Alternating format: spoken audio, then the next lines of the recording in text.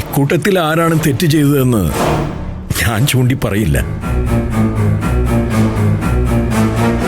പക്ഷേ ഈ വീട്ടിനകത്ത് നിന്നൊരാൾ തെറ്റ് ചെയ്തിട്ടുണ്ട്.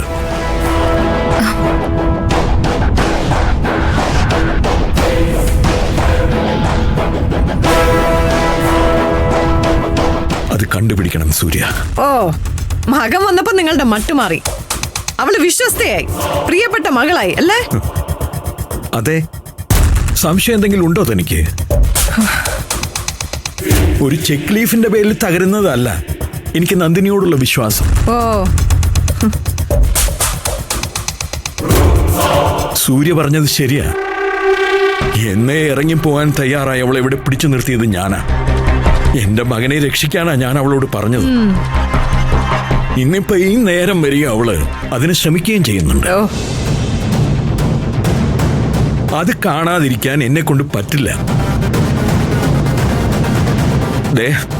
ഇനി ഈ വിഷയത്തിൽ കൂടുതൽ ചർച്ചയൊന്നും വേണ്ട. ഇതിനെക്കുറിച്ച് ആർക്കെങ്കിലും സംസാരിക്കണമെന്ന് തോന്നിയാൽ ആ ചെക്ക് ലീഫ് നഷ്ടപ്പെടുത്തിയത് ആരെന്നുള്ളതിന്റെ ഉത്തരം മുമ്പിൽ വെച്ചിട്ട് മാത്രം മതി.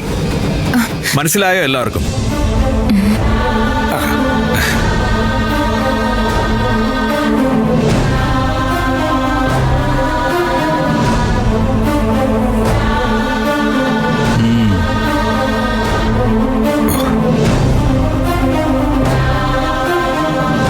സോറിയടാ, പക്ഷേ ഇത് നീ വിടരുത്, ഒരിക്കലും വിടരുത്. വിടില്ല അച്ഛാ, ഒരു കാരണവശാലും ഞാൻ വിടില്ല. കൂട്ടം കൂടി നിന്ന് എന്റെ ഭാര്യയെ ആക്രമിച്ചു. കൊള്ളക്കാരുടെ ഗ്യാങ് ലീഡറെ പോലെയാ എന്റെ അമ്മ ഈ വീടിനകത്ത് പെരുമാറുന്നത്.